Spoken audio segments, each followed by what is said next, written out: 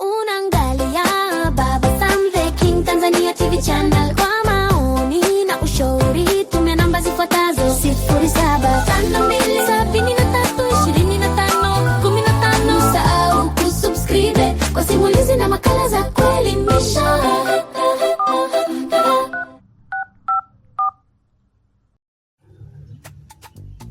Uhali gani mpenzi msikilizaji wa simulizi za sauti? Karibu tena katika simulizi zetu za sauti ambazo umezoea kuzipata hapa. Na hii simulizi si nyingine, inaitwa Msaliti wa Mapenzi sehemu ya 5. Kwa upande wetu wa YouTube channel inaitwa Baba Sam the King Tanzania TV channel, na chini ya video hii kuna kitufe ambacho kina rangi nyekundu, pia kina alama ya kengele. Ukigusa hapo moja kwa moja utakuwa ni mwanafamilia wa Baba Sam the King Tanzania TV channel, manake utakuwa umesubscribe. Kwa hiyo tunachokuomba subscribe, like, share, comment ili tuweze kupata mchango wa mawazo yako. Kwa upande wa TikTok, kulia kuna vitufe ambavyo vinaonekana, lakini tafuta kitufe ambacho kina alama ya jumlisha, ambacho hicho kikigusa moja kwa moja utakuwa umetufollow Baba Sam the King channel, Baba Sam the King channel kwa upande wa TikTok. Kwa hiyo tunachokuomba follow, like, share na wengine wajifunze juu ya hizi simulizi, lakini comment ili tuweze kupata mchango wa mawazo yako. Sasa ni kukaribishe sehemu yetu ya 5 ya simulizi hii, Msaliti wa Mapenzi, ili tuweze kujua ni kitu gani ambacho kiliendelea.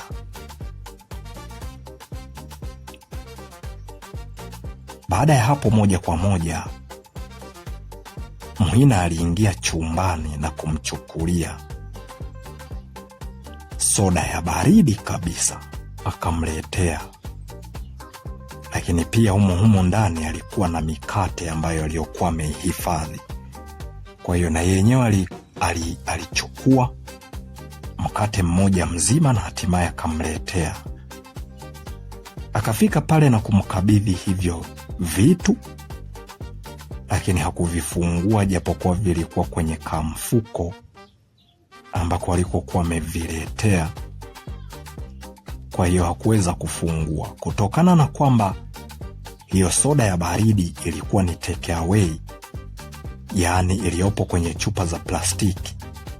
Kwa hiyo hakuwaza sana, lakini pia alijifikiria hata kama ingalikuwa ni chupa hizi za kawaida, manake angeondoka nayo na hatimaye angemrudishia. Kwa kweli, kutokana na hali kama hiyo, alikubali na hatimaye mazungumzo yao yalikuwa kama haya wakati ambapo Semi alipokuwa akijiandaa kutoka mle ndani.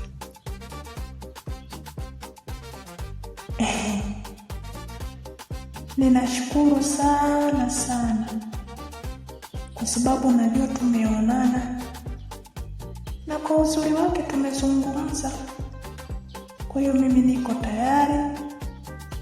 Kama utakuja kesho kutwa kama jinsi ulivyosema wewe, basi ni sawa. Mimi nikuage tu, nikutakie wakati mwema, lakini ninachoendelea kukusisitiza, naomba usiwaze. Mimi nimeshakuwa wa kwako. Kingine tu ambacho mimi ninachokusisitiza, usije ukanitesa. Yaani unawaza masuala hayo tena ya kwanza kuteswa. Mimi sina uwezo wa kumtesa mwanamke yeyote. Nakumbuka mimi mtu nikimpenda, nimempenda kwa dhati yote. Siwezi nikakaa tena na kuanza kumtesa.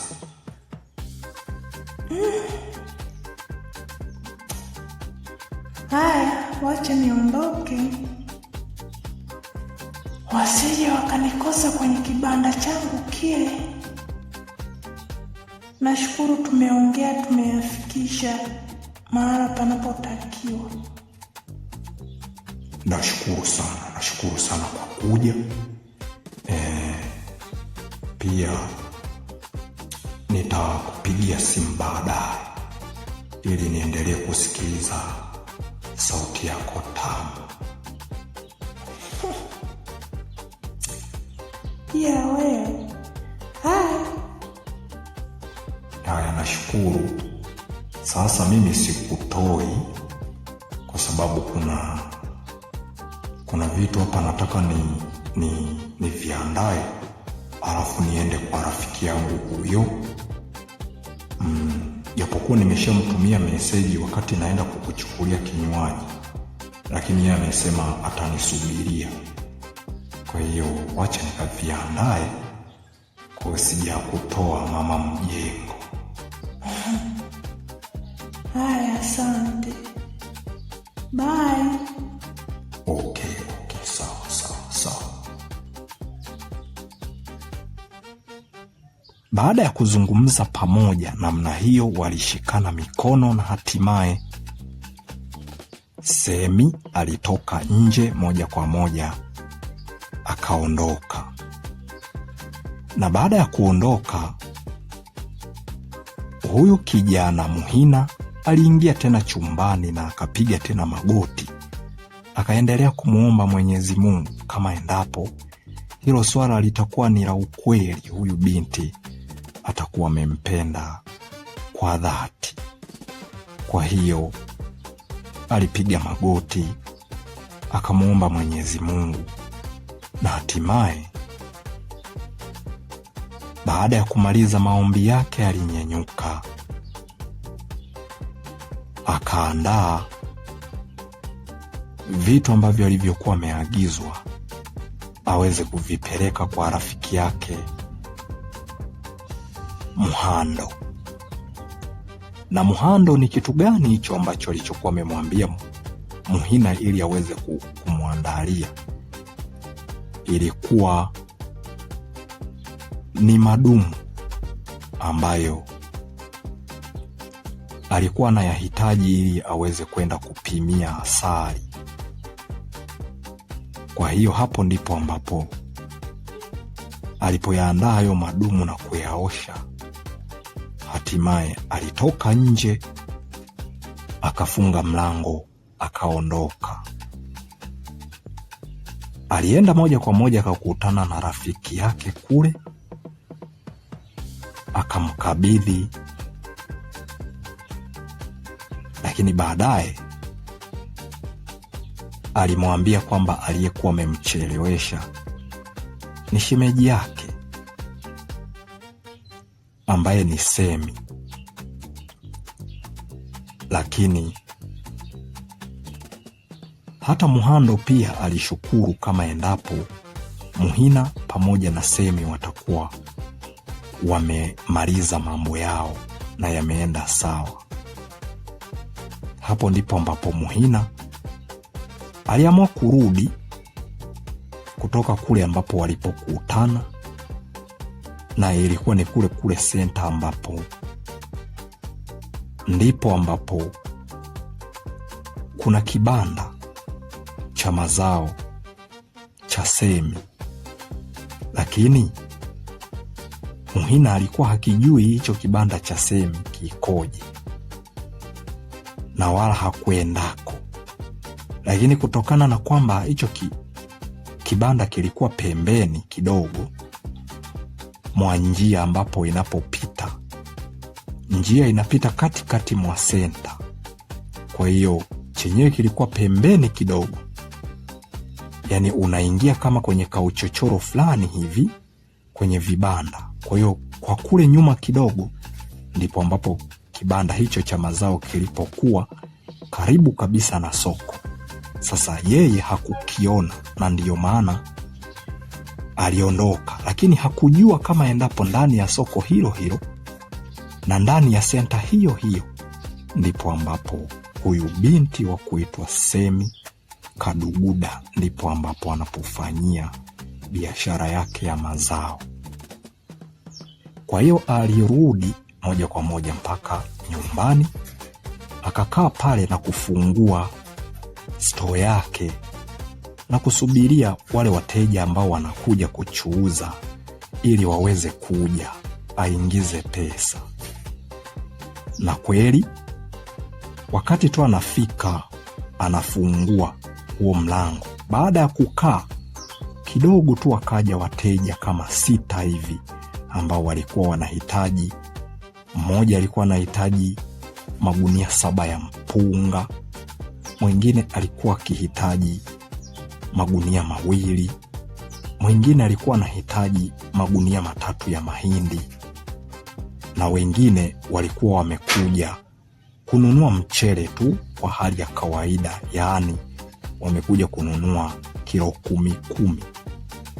Kwa hiyo hao wateja wote, manake kwa wakati huo aliingiza pesa, na alikuwa anamshukuru Mwenyezi Mungu katika uingizaji wake wa pesa ulikuwa ni mkubwa zaidi, kwa sababu kwa siku alikuwa na uwezo wa kuingiza 580,000. Kwa hiyo hapo ndipo ambapo alijipa jeuri ya kwamba kama na siku hiyo ataingiza 580,000 na ikafika tena kesho yake akaingiza pesa kama hiyo, manake itakuwa ni 1,160,000, ambapo hata kama akijaribu kwenda kule, sidhani kama ataambiwa pesa ndefu sana ya kuweza kumlipia mahali Semi Kaduguda. Kwa hiyo alifurahi sana namna jinsi mambo yalivyokuwa yanaenda. Na kweli kesho yake aliweza tena kupush mizigo yake hiyo, na hatimaye ikanunuliwa vizuri kabisa. Kesho yake tena, kama jinsi alivyoahidi, alitoka hapo moja kwa moja na kuelekea kwa kina Semi, akiwa amempigia rafiki yake Muhando. Wakaondoka pamoja, ikiwa Muhando ni kama mshenga wake, anaenda kwa ajili ya kutoa mahali. Na hatimaye walizungumza Muhando pamoja na wazazi wa Semi, wakafikia mahala pazuri, na hatimaye mambo yalikubalika.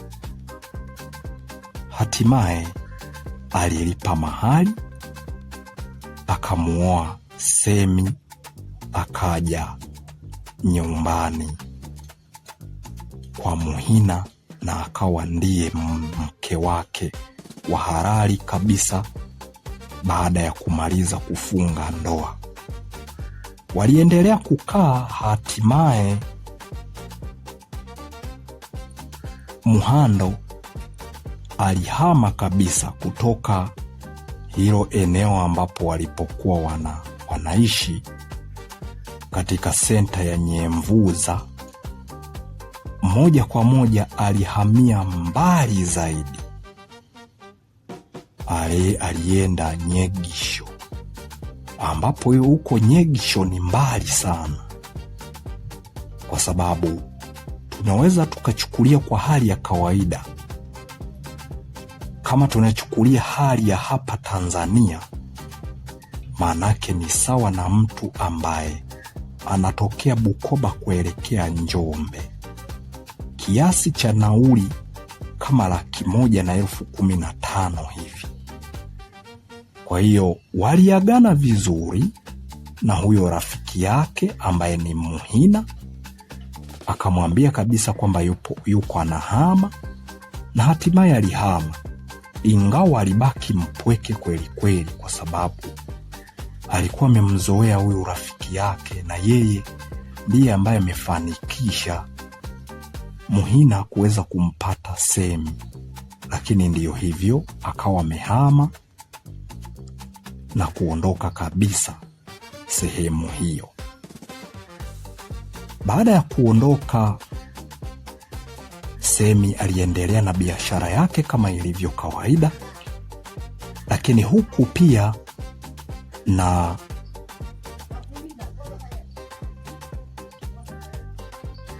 huyu Semi na Muhina, manake wote waliendelea na biashara zao kama ilivyo kawaida. Lakini baada ya mwaka mmoja kupita, hapo ndipo ambapo Semi alibeba ujauzito na akajifungua. Lakini baada ya kujifungua huyo mtoto, alipotimiza umri wa miaka 2.5, basi hapo ndipo ambapo aliweza kupatwa na ulemavu wa miguu yote miwili. Kwa hiyo akawa ni kijana ambaye anatembelea kitimwendo. Lakini Muhina hakukata tamaa, kwa sababu ni kijana wake. Hakuona shida, na wala hata Semi hakuwaza lolote lile la kumhusu huyu kijana, kwa sababu aliona ni hali ya kawaida, kwa sababu hakuna mtu yoyote yule ambaye aliyekuwa na waonea kijicho kwenye biashara zao, wala hakuna mtu ambaye alikuwa haelewani nao. Hapana, wote walikuwa wanaelewana. Na baada ya kwenda kumpima, ni kwamba kuna baadhi tu ya madini ambayo yalipungua. Kwa hiyo baada ya mtoto kukua, basi akawa yamepungua, ndipo ambapo alipoweza kupata huo ulemavu wa miguu. Wakawa wanaendelea kumfundisha akiwa na miaka 2 kutembelea kwenye kitimwendo, na hatimaye alikuja baadaye akazoea kabisa kutembelea kwenye kitimwendo kila umri ulivyokuwa unasonga. Baada ya kutimiza miaka 5, walimpeleka shule. Hatimaye alianza kusoma kuanzia darasa la kwanza, kutokana na kwamba alikuwa ni kijana ambaye ana akili. Basi alisoma darasa la kwanza, akaingia darasa la pili muhula mmoja. Darasa la 3 ndo akasoma lote la 4, akasoma lote la 5, akasoma lote la 6, akavushwa na kuingizwa moja kwa moja mpaka darasa la 7, na hatimaye akamaliza. Baada ya kumaliza, moja kwa moja, wakati anaendelea kusoma, alikutana na rafiki mmoja hivi ambaye waliungana urafiki, na wote wakawa marafiki kabisa, ambao na wao walikuja, yani alikuja tu akawa kama baba yake, namna jinsi ambavyo alivyokuwa ameunga urafiki na Muhando kuanzia mwanzo mpaka pale ambapo walipoishia, baada ya Muhando kuwa amehama kuelekea eneo la mbali. Kwa hiyo na yeye katika masomo yao, wakati wanaendelea kusoma, alipofika darasa la 4, ndipo ambapo huyo kijana alihamishiwa katika shule hiyo, huyo ambaye ni rafiki yake na huyu kijana mwenye ulemavu. Hapo ndipo ambapo waliunga urafiki, na yeye kuna wakati sehemu ambapo palikuwa ni pagumu sana yeye kupita, yeye ndo alikuwa anamuendesha. Muda mwingine anaamua tu kumvusha kwa kumbeba na kumpeleka, alafu anakuja tena anabeba kitimwendo anamvusha, kwa sababu shule kuna wakati, kuna baadhi ya sehemu zilikuwa sio rafiki kwa mtu ambaye anatembelea kitimwendo. Mpenzi msikilizaji wa Simulizi za Sauti, sehemu ya 5 ya simulizi yetu Msaliti wa mapenzi imeishia hapa. Kwenye upande wa YouTube channel inaitwa Baba Sam The King Tanzania TV channel. Chini ya video hii kuna kitufe ambacho kina rangi nyekundu, pia kina alama ya kengele. Ukigusa hapo utakuwa umesubscribe channel yetu ya Baba Sam The King Tanzania TV channel. Kwa hiyo tunachokuomba subscribe, like, share, comment ili tuweze kupata mchango wa mawazo yako. Lakini tunapatikana pia kwenye upande wa TikTok, ambapo ukiingia TikTok upande wa kulia kuna vitufe, lakini kuna kitufe kimoja ambacho kina alama ya jumlisha. Ukikigusa hicho moja kwa moja utakuwa ni mwanafamilia wa Baba Sam The King channel, Baba Sam The King channel kwenye akaunti ya TikTok. Kwa hiyo tunachokuomba follow, like, share ili na wenzio waweze kujifunza simulizi hizi, pia comment ili tuweze kupata mchango wa mawazo yako. Mimi nakusihi endelea kuifuatilia ili tuweze kumjua, je, huyu kijana mwenye ulemavu wa miguu alikuwa anaitwa nani? Huyu kijana wa Muhina alikuwa anaitwa nani? Na huyu kijana ambaye alitokea kumsapoti katika hiyo shule, wakawa wanasoma wote kuanzia darasa la 4, ambapo huyu kijana ndo alipohamia hiyo shule, akamkuta huyu kijana mwenye ulemavu, yeye alikuwa anaitwa nani? Na ni kitu gani ambacho kiliendelea walipomaliza darasa la 7? Endelea kuifuatilia. Mimi ni Hasdi02 Baba Sam The King, ni kuage niseme kwa heri mpaka sehemu ijayo.